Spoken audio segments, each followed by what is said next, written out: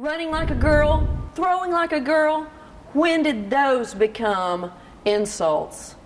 That's the focus of tonight's Solutions of Success as we explore the importance of girl power, self-esteem for teenage girls, creating beautiful, strong, independent, and capable women. That's what we're going to learn about tonight on SOS. Coming to you from the beautiful Renaissance Center. Let's get started.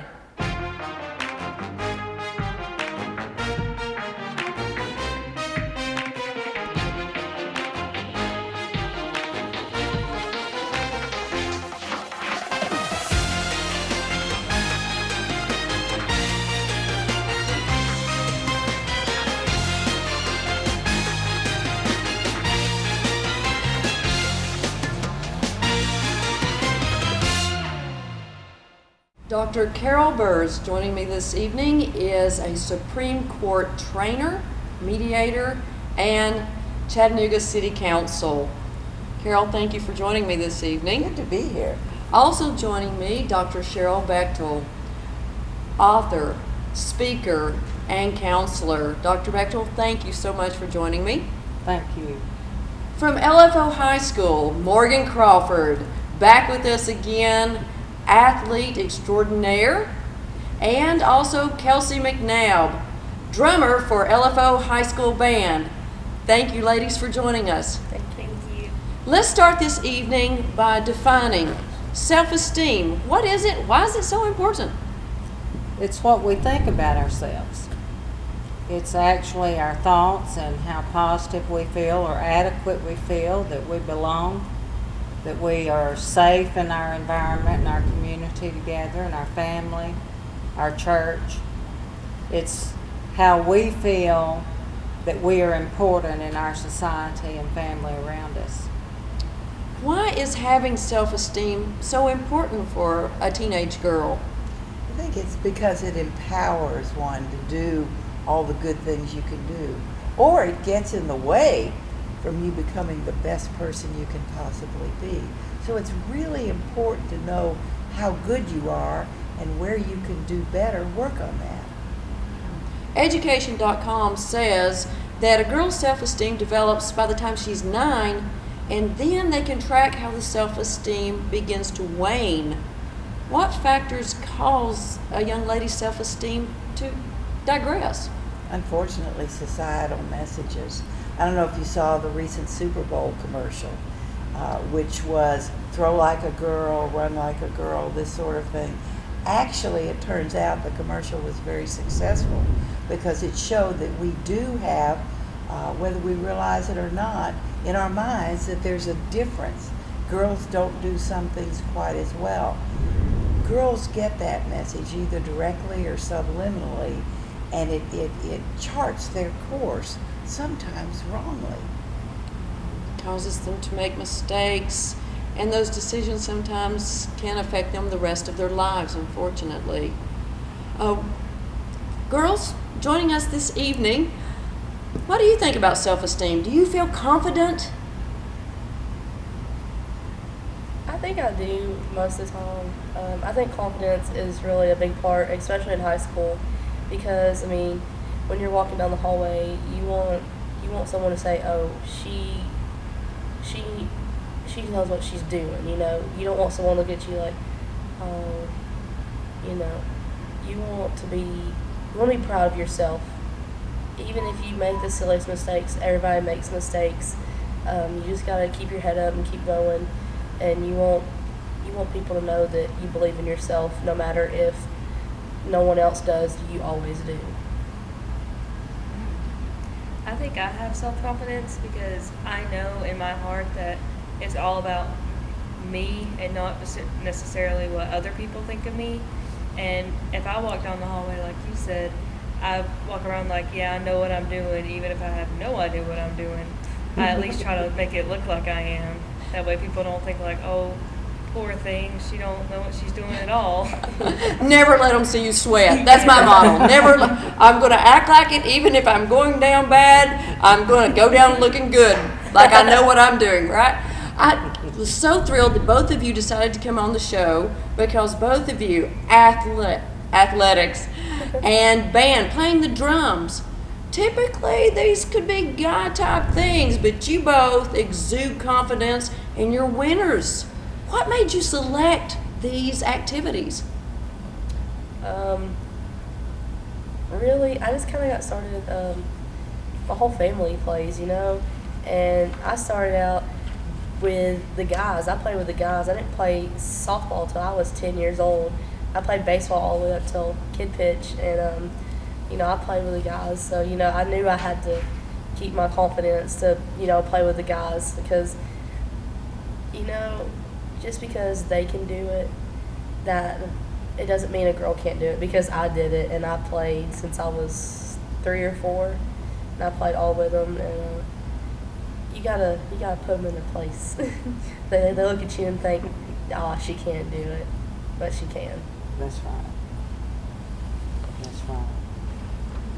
During my research for this show, ladies, there was a term I kept seeing over and over again that really concerned me. I have 3 daughters and a granddaughter. Sexualization of girls. Sexualization is defined by aboutourkids.org as women being valued on their physical appearance. And let's think about it. All the commercials, television shows, these things have a heightened appearance of women having to be perfect. How does that affect a teenage girl? Well, if we look at the media, we look at television, and we see how girls look at these reflections and they try to be that, and maybe they're not built that way.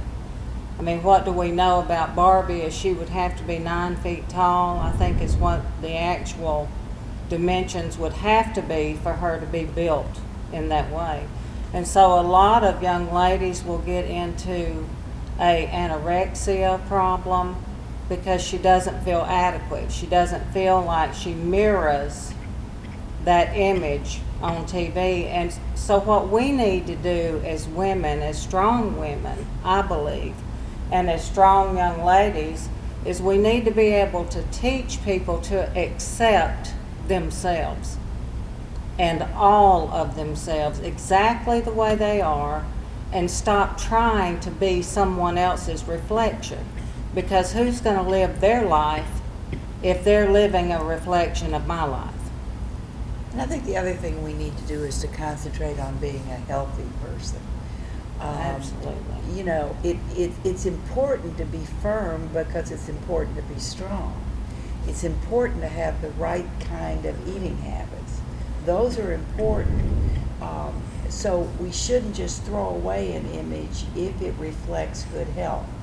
However, the message a lot of young girls are getting today is that if you start getting wrinkles at 22, there's plastic surgery, or there's implants, or the anorexia. You can't be too thin. I guess I would like to say you can't be too healthy. Health is what matters, and it shows. It makes you glow. The other thing that I've noticed with these young ladies is it also good health and confidence make you glow in a way that is a beauty that's from within. And people pick up on that. They do. When someone is always concerned about how they look and that sort of thing, that also shows. And it shows insecurity. And that's unfortunate.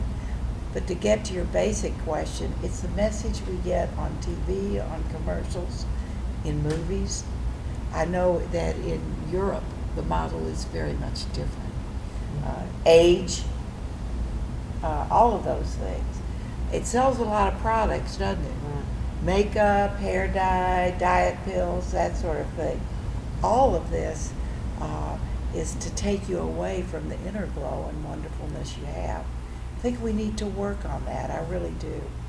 Exude that confidence. Yeah. And we work on a healthy individual, not just physical, mental, emotional, spiritual health. Right. To have that full package, that's what exudes. That's when you see the woman with her shoulders back, chin up, that confident smile. And what do we usually see when a young lady does not have that self-esteem? The shoulders, right? And the other thing you see is very often insecure people become bullies. They become what we call the mean girls. If you see a mean girl or a bully, that's a person without self-confidence. That's a very insecure person. And I see it showing more and more, particularly with bullying, because you can hide behind, you know. Do you think that if people were self-confident, first of all, would they do that? Second of all, they wouldn't have the confidence to come up and say an ugly thing because it's an ugly thing. So they hide behind that. So that's a very weak person, not a strong person. Well, and I think also to tag onto that is the downcast eyes, the flat affect as far as the lack of smile, the lack of eye contact, the lack of interaction, and just sort of trying to stay out of the way and invisible.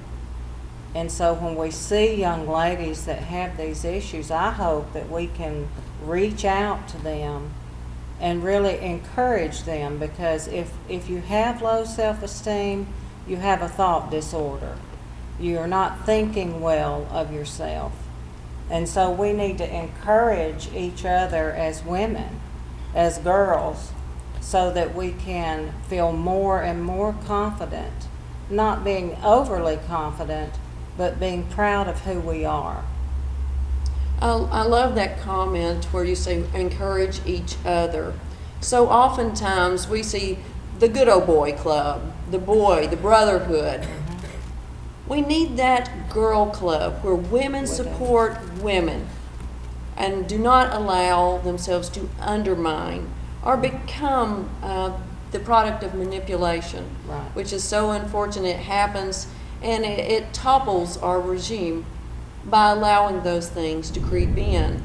Dr. Bechtel, your book, 21st Century Christian Survival Manual, if I may, I'd like to read a quick quote from your book. Too many of us live and die never realizing what cycles we are in or why. For example, an abuse survivor continually acts out the role of a victim in life. You guessed it, even at work, home, church, with friends or family, they continue to be everybody's victim. Without self-esteem, we see young ladies making some dire decisions. And this is not a socioeconomic level. This is at all levels. What happens? Why do girls make these poor decisions? And what has happened in their life to unfortunately cause them to act this way? Many young girls make poor decisions because they're people pleasers.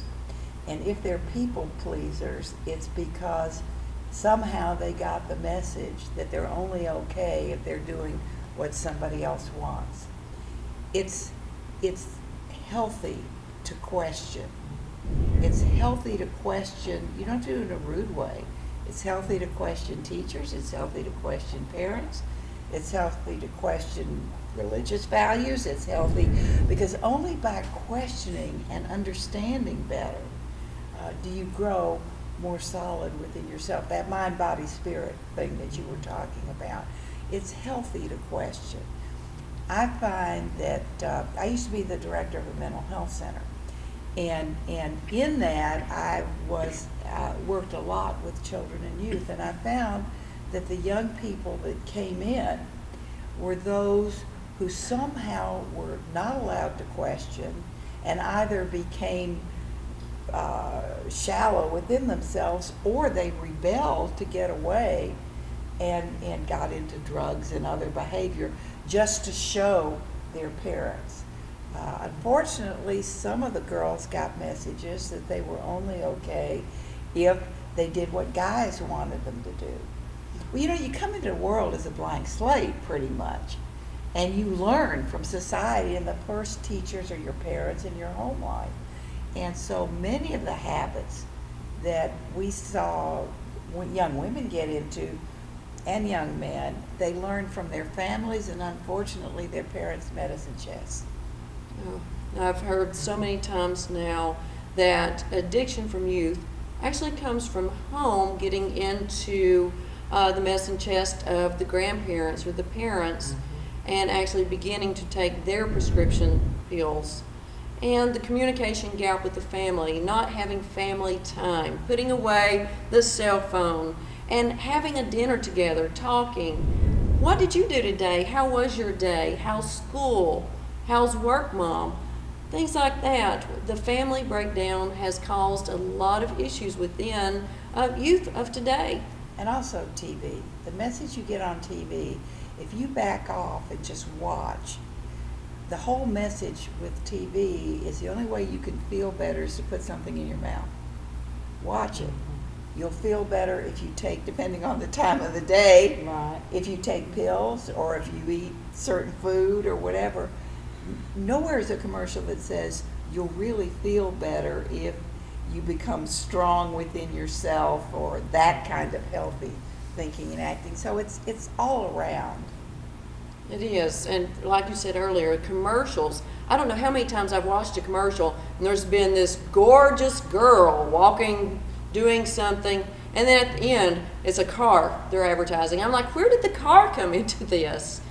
Unfortunately, that image, that Barbie, that let's airbrush this, let's surgically correct what we've been given. Unfortunately, that has taken over. How do we overcome this? How do we let these teenage girls know it's okay to be themselves, to be assured? What products, what entity is there to say, hey, you go girl, Right. play ball, beat your drum, go for it, and be applauded in what you do, in everything that you do. And one thing I thought about me, I've made so many mistakes, but if you don't make a mistake, you're not trying. That's right. You're not trying. So go for those mistakes, learn from them. It's only a mistake if you repeat it, right? If you've learned from it, it's a good deal. Right. When we come back, we're going to talk about how to raise healthy, strong, courageous women. Stay tuned. SOS Family Station, there for you, as are these sponsors. Dr. Carl F. Peterson Jr. has been practicing dentistry in the Rossville area for over 30 years. He and his professional staff will gently take care of all your general, orthodontic, and cosmetic dentistry needs. Dr. Peterson is a participating provider with most insurance companies as well as HealthSpring and Medicaid and will gladly file your insurance. He will be greeted by his friendly staff who take pride in making sure your visit is a pleasant experience.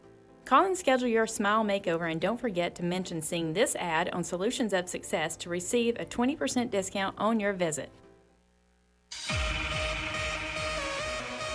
At Accelerated Workflow Solutions, we provide software and training in the field of voice recognition to help make computers more accessible for both medical professionals and people with disabilities. Call us at 706-375-3007. We are the Dragon People. We are Accelerated Workflow Solutions.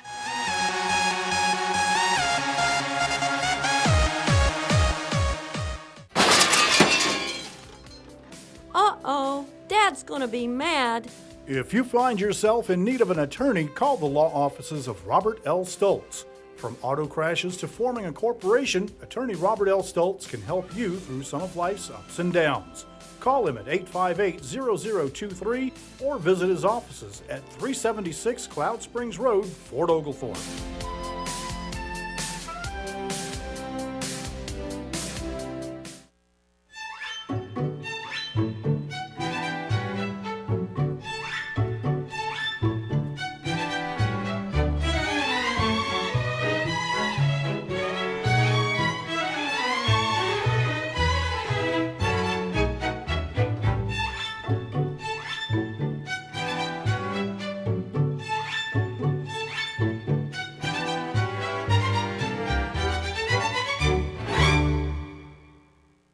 Friends, how important are friends? We think about this, we don't want to hang around with that kooky person, Jennifer Hudson, cut from American Idol, Beyonce was told that she didn't have one hit on her first album, just to get rid of it, get over it. Lady Gaga was referred to as the queen of kooky, and she was told that she would never win a Grammy with her style of music because it wasn't good.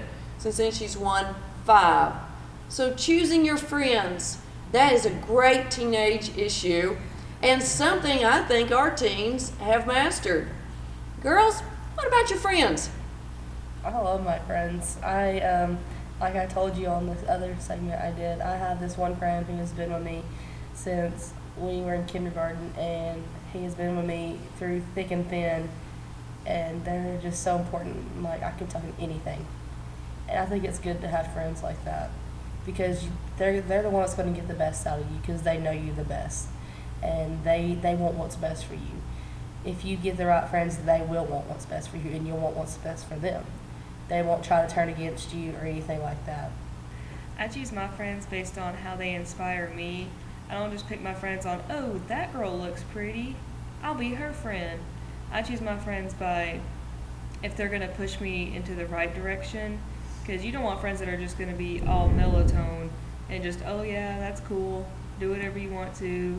You want friends that's like, no, that's a bad idea, don't do that, or that's a really good idea, that's what you should do. And that's just how I look at my friends. Ladies, I shared with you on break what my daddy used to say to me. He said, if you play with poop, you smell like poop. How important is this friend selection to the health of teenage girls? It's very important. I mean, when I heard both of you talk, what you said is you felt like you belonged with that person and they belonged with you, and you have that cohort group, and that you could trust them, and that they were encouraging and you were encouraging to them, and all of that promotes self-esteem in a positive way. Now, the environment that teens hang out, they should hang out at home. Is it a violation of privacy for a parent to expect to look in the teen's room, look at the teen's cell phone, meet the teen's friends?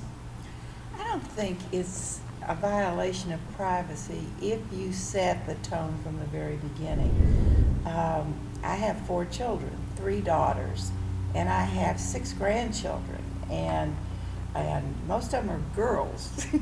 They're young, and they have great parents, because at least half of them were the kids that we raised. The bottom line is, we taught openness and honesty. There's nothing you can't tell your parents. There's nothing that you can't share.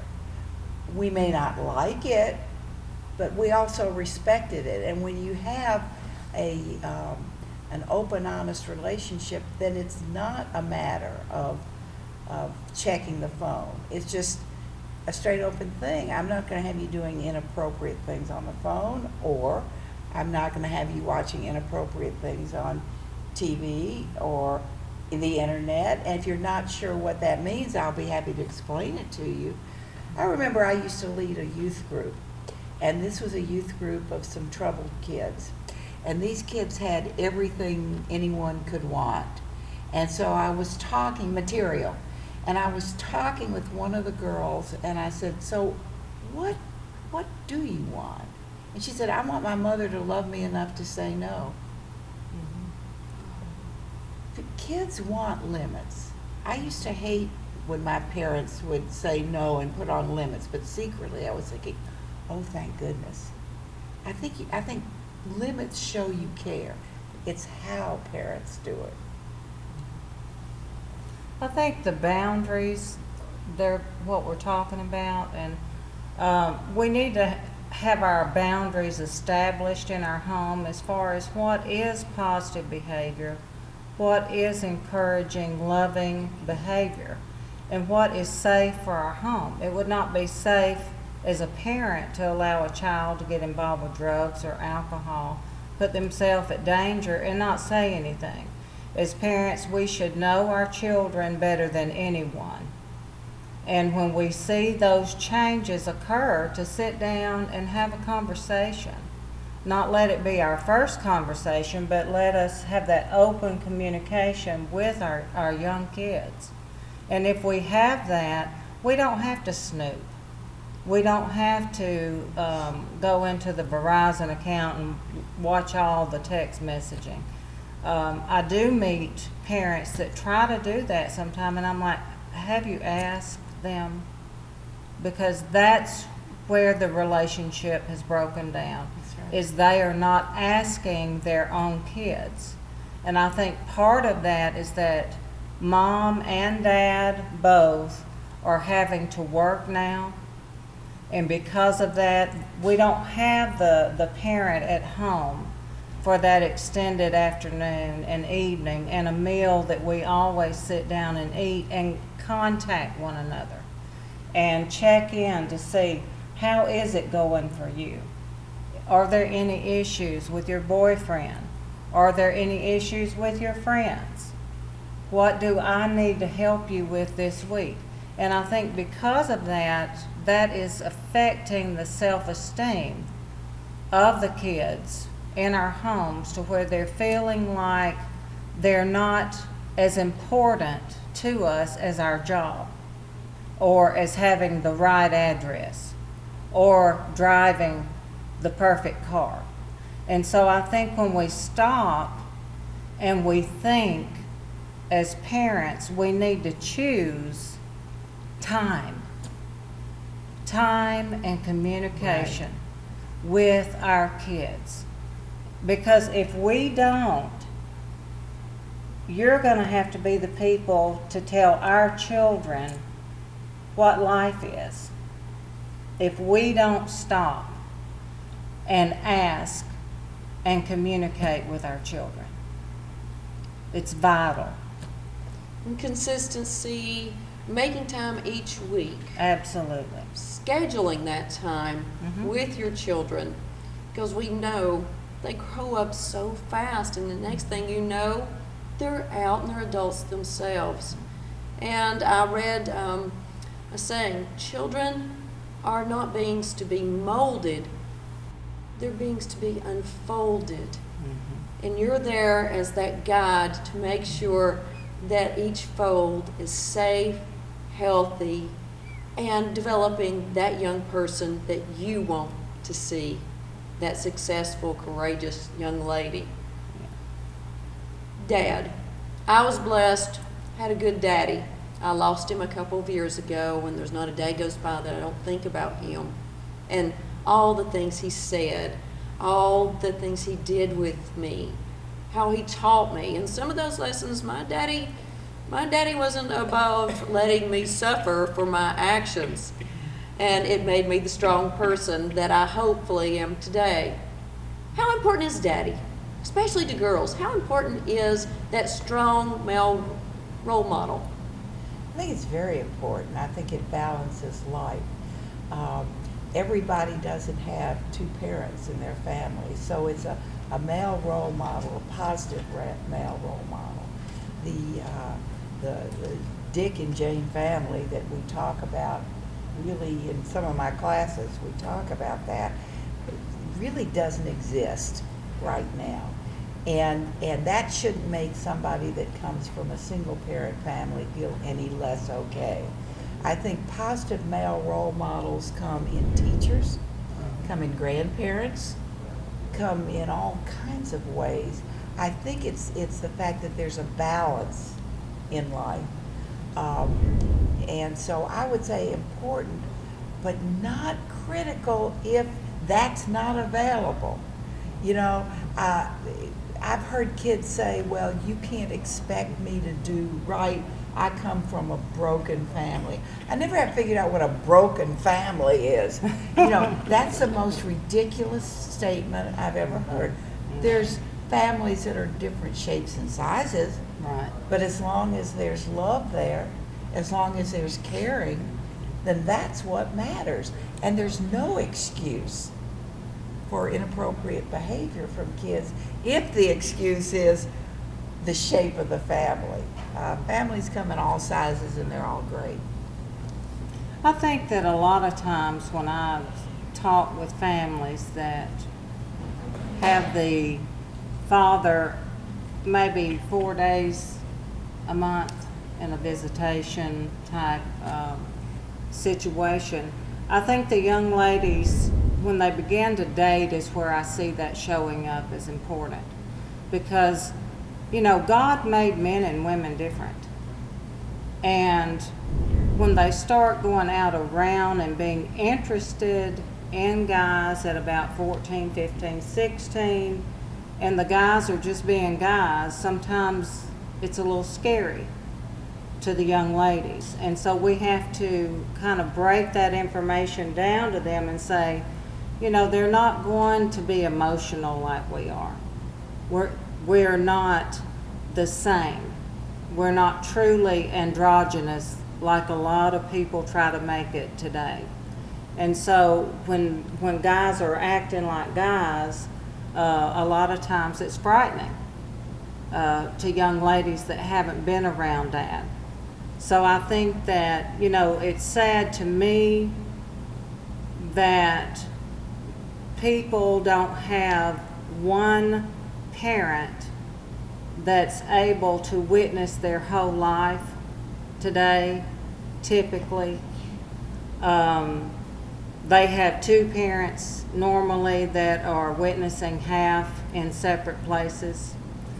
But those kids are going to be okay, because there are a lot of families that have the mom, have the dad in the home, have the church, have the money, have the right residence, and it's truly a dysfunctional family, and those kids are going to have more to overcome in their self-esteem than the young lady that's going to have to get used to how guys act differently. And realize her value. Absolutely. We see a lot of times girls without self-esteem don't think they have that value. And we want to really encourage that value, that they should be treated as young ladies and expect to be treated as a young lady. We spoke earlier about commercials and the Pizza Hut commercial. It is never acceptable for someone to put hands on you. Right. Never acceptable. Never accept that. What happens? Why are some young ladies accepting? Why does this occur? What has happened? I think it goes back to what Carol has said earlier, is people pleasing. I think that a lot of young ladies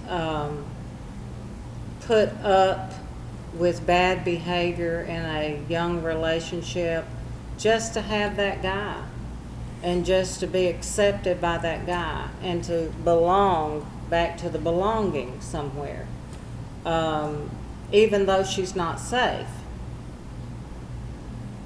Scary. It is scary. What do you all think about that? Why do you think that some girls put up with guys that are, quote, their boyfriends who are just not nice to them? I think that because they want people's attention. Say this girl is dating the high school football star and he is not the nicest person. She just wants to be known, hey, I'm with him, you know. They want that popularity. They strive to be someone they're not. They want to be with people that don't mesh with them very well, I guess you could say. They want what's going to make them look good, but they don't really want necessarily what's going to make them feel good. So they see their okayedness as long as they're with someone else that is a star. Yeah. What would you say to them? Really, you know, I think to myself all the time, you want what's best for yourself. You don't want to look back in high school and say, I threw away high school with this one guy who treated me completely awful. I could have found someone a lot better. I mean, I've noticed with guys, looks aren't the matter. It's how they feel about you and how you feel about them and how they treat you, how they respect you, if they respect your boundaries. If they don't respect your boundaries, then hit the road. Yeah. That's right. I love it. So strong, Morgan. I'm always proud of you. Always. Stay strong. Amen. So, ladies, how do we raise strong young ladies? How do we do this? I noticed this article, How Can Parents Help Their Daughters Develop Healthy Self-Esteem? And the first point was, be a positive role model. Sure. Wow. And I thought, wow, as a mom, what responsibility I have, because my daughters are watching me, to be that strong woman, to be that positive, proactive, productive female. Big responsibility on smaller shoulders. What do we need to do to make sure our daughters see that in us? Be yourself. Be yourself. Be the best self you can be. Be firm in whatever it is you believe. Children, whether male or female, follow by example. And they see a lot more than probably we think they see. I look at my daughters now, and I see things coming out of their mouths. I go, "Oh, that's me!" You know, "Oh, where did that come from?" The bottom line is, I can't expect my children to be any different than what they witness in the home. And if I need to cry, then it's okay to cry. If I need to be concerned about something, it's okay, as long as you have the conversations with them. I can remember saying to my kids, "Okay, I think I need to cry now. I'm really good, you know, but it's okay. I'll get over it." The message is, it's okay to cry. It's okay to hurt. It's okay to feel proud. And as long as you're sharing that journey with them, Right. and saying, this is life. So I think it's hands down, it's you lead by example. Well, and I think that you just, have so many times as a parent in the olden days of the parenting, parents wanted to know everything, and they wanted to be perfect for their kids, and so they would not really embrace themselves. They would try to be right, and sometimes what that did was squash their children because they saw that this was not authentic. And so now, if we can just be our authentic selves, be wrong sometimes, we don't have to be perfect, because when they go back to their room, they're going to Google it. They are. And they're going to come back out and say, "You were wrong." Love this Be information real. age. That's right. Be real. One of the things we fall into is stereotyping. We want our daughters to fix the dinner, our sons to fix the car. We have different acceptable behaviors given whether it's a boy or a girl. And education.com says, hey, that's a no-no. How can we break that? Boys are all about math, girls are about English. How can we break this stereotype in order to have sons who can sew on a button and girls who can tune up the car? Well, in our family, my husband, who's a criminal lawyer, does most of the cooking in the house because he enjoys it. It's the way he relaxes. My son is a great cook, and one of my sons is a stay-at-home dad because my daughter's a doctor, and she's so where did they learn that? At home. It all begins at home. It's okay. We made sure that our sons and now our grandsons know how to sew. They know how to iron. They know how to cook. Right. Because it's not you can't stereotype living life. So it starts in the home again. And that home base is so important to establish, to maintain, and to protect above all else. Don't enable the children, make them accountable as children and as adults. Chores. What's acceptable chores for a teenager? kids did everything. They weren't given cars. They had to earn them. I like And that. they had to put the gas in. And we've had our children do every job you can think of, from dishwasher in a restaurant to whatever. And we said, we hope you never have to do this as a lifetime profession. However, by darn, you're going to know how, so that you can always take care of yourself, because that's what it's about, being self-sufficient. If you're self-sufficient, then you have esteem. You know, you can say, I got this. And so I think it's not being afraid to tell your kids, you know, I think it's a lot of times parents want their kids to like them and want to be a pal, so they give them everything. I hate to say this, that's a terrible thing to do. Kids have to know the value of earning for themselves, to do things for themselves, because that's part of self-esteem. It takes away this dependency, like leaning on the shoulder of the strong football player. No, you're strong, and you can change that tire, or you can. So I think, again, it begins with the messages they get starting early in life. You know, I think that we have so much research in our fields that show the pink world and the blue world that starts at the delivery room. And we hold the pink blanket children so close, and we speak so softly, and then we're sort of jostling the blue blanket children. So it starts that early. I think as a society, I hope we're getting more and more aware of that some children are going to grow up as males and they're going to be the best chefs.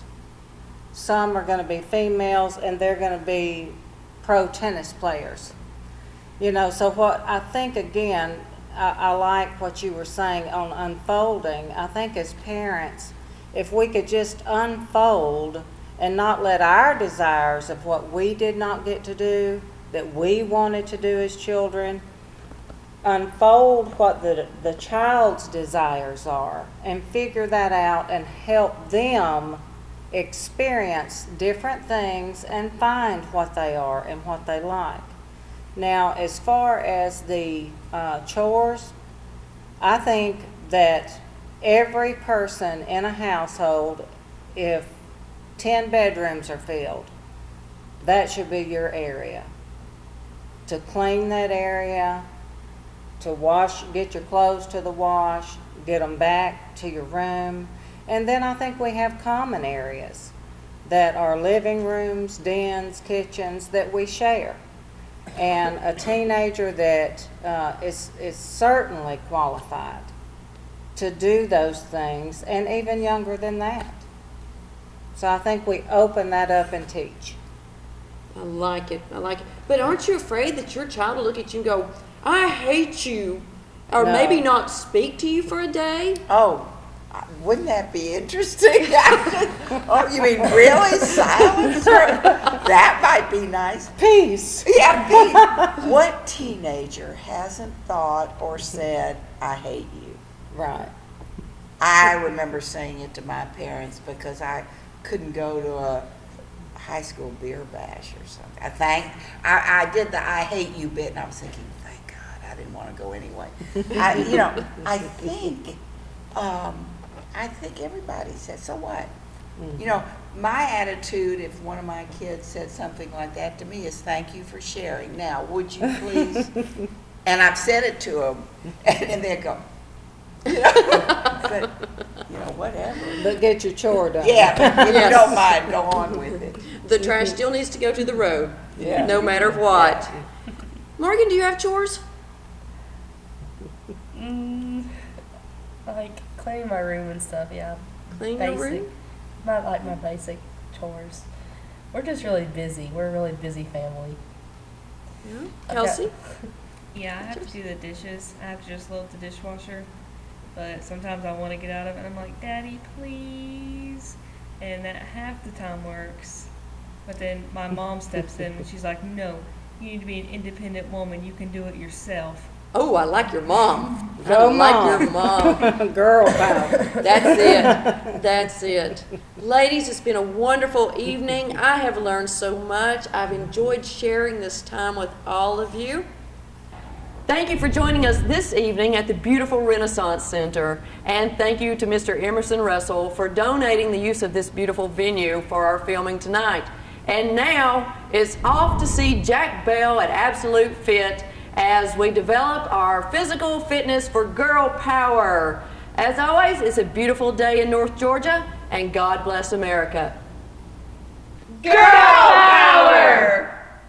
Dr. Carl F. Peterson Jr. has been practicing dentistry in the Rossville area for over 30 years. He and his professional staff will gently take care of all of your general, orthodontic, and cosmetic dentistry needs. Dr. Peterson is a participating provider with most insurance companies as well as HealthSpring and Medicaid and will gladly file your insurance. He will be greeted by his friendly staff who take pride in making sure your visit is a pleasant experience.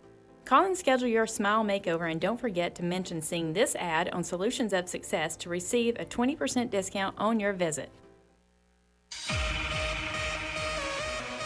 At Accelerated Workflow Solutions, we provide software and training in the field of voice recognition to help make computers more accessible for both medical professionals and people with disabilities. Call us at 706-375-3007. We are the Dragon People. We are Accelerated Workflow Solutions.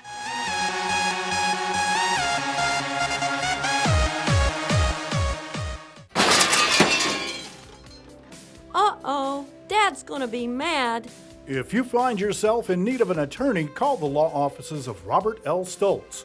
From auto crashes to forming a corporation, attorney Robert L. Stoltz can help you through some of life's ups and downs.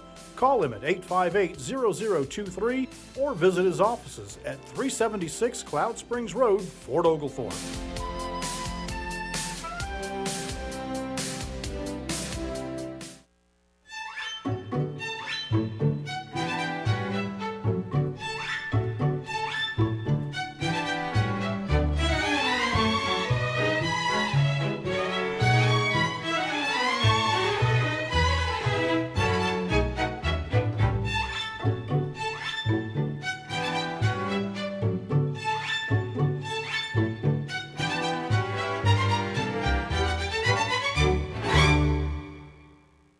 All right, welcome back to Absolute Fit. I'm Jack Bell, and our motto here is don't cheat your body. And what we're going to talk about now is that STAND acronym.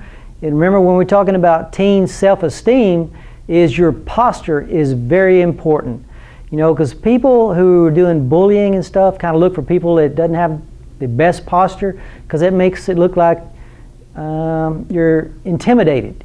So they have a tendency to pick on people like that. So what we're going to do, and what we do here when we do personal training and stuff to help people with their posture, because remember, your posture, if you have bad posture, is the #1 back-related pain. So how do you fix that? Fix your posture. So what we have here, and we have Reagan as a demo, is a posture analysis chart. And what we look for is we have these lines on the chart to make sure that you've got good posture alignment. And we also use this for weight management too, because you can see the lines, and as people are losing weight, you can see more and more lines on the chart. So what we look for when you're on the chart is the big dark line should be running the center of the body. And we'll look for Reagan, and we look for shoulder height on each side to make sure that's properly aligned. If not, there are certain exercises that we can do to help line those shoulders back up. We also look for the head, make sure it's kind of straight, not leaning too far to one side. And again, we use those lines to assess that. We also look when the client, his hands are down to the side, about their palms. Are they facing forward? Are they straight down to the side? Are they facing backwards? That could mean some shoulder issues, too much tightening of the chest or the shoulders.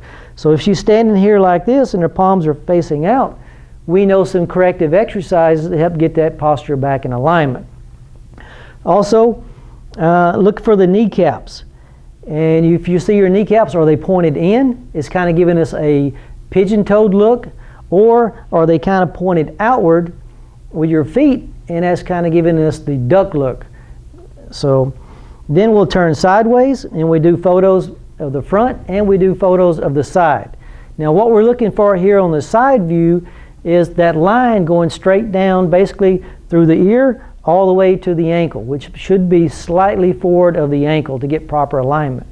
So as you see on Reagan, if her ear should be midline of the shoulder. If not, sometimes we get what we call chicken neck, and that's a term that some people use out there in the field.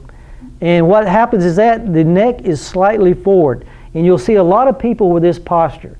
Now, in this technological world that we have now, is people are playing video games, they're always on their telephone, or they're working on computers at work, and they're sitting there at the desk, and they're slumped over. They have the slumped look. And we're seeing more and more people coming into the gym, as well as people with back-related issues because of this. And what we do is we get you some exercises that will actually pull those shoulders back and straightening up the posture. Also, with your hip alignment, sometimes whether you have a pot belly or not, is the hips can actually be rotated forward a little bit. And also what we're looking here on the side view is the pelvic tip. Whether you have a pot belly or not, sometimes the hip may be tilted forward in the front, and like I say, and that could be some of the issues that you're having for the back trouble. Just as well as the neck, when we was talking about the chicken neck and the rotated back, you might be having a lot of headaches, and that could be some of the issues that's causing that. So as we turn back around straight, remember, you want to wear good form-fitting clothing when you get ready to do your before and after photos. So remember, when you're doing your before photos and your after photos, stand natural. Don't do the military style trying to stand too erect, because you're going to give yourself a false image of your correct posture. So this is one of the best ways that you can do to correct some issues that may be in your lower back. You're getting headaches, you're constantly aching, and when you're driving down the road, take note of your posture. Pull your shoulders back a little bit. Push your head into the back of your seat rest and work your neck a little bit. When you're at your desk typing all the time, you start getting tension in your shoulders. You know, do a few exercises to soften that up, loosen up your shoulders, and if you don't know how, the best way is to get you a trainer, and we can show you exactly what kind of exercise you need to do to fix that. I'm Jack Bell at Absolute Fit. Our motto is don't cheat your body. We're located on 3012 Lafayette Road in Fort Oglethorpe. Our phone number is 706-858-3456, and we look forward to seeing you soon. Thank you, Jack Bell. That was inspirational, and I feel pumped after that session at Absolute Fit. Thanks to you, the audience, and to all of our panelists this evening as we explored girl power and the importance of self-esteem. I hope you learned something tonight. I know I did. Thank you. God bless America.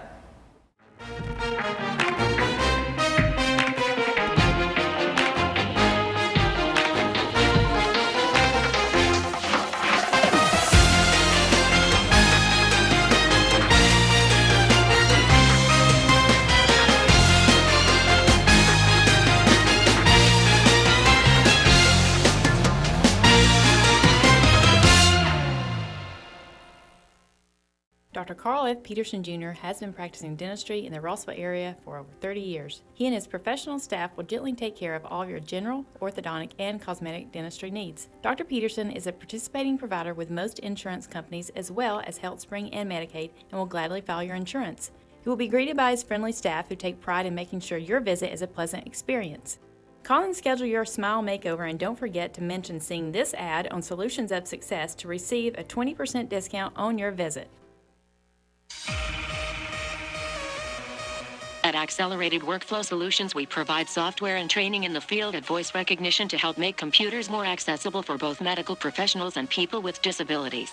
Call us at 706-375-3007. We are the Dragon People. We are Accelerated Workflow Solutions.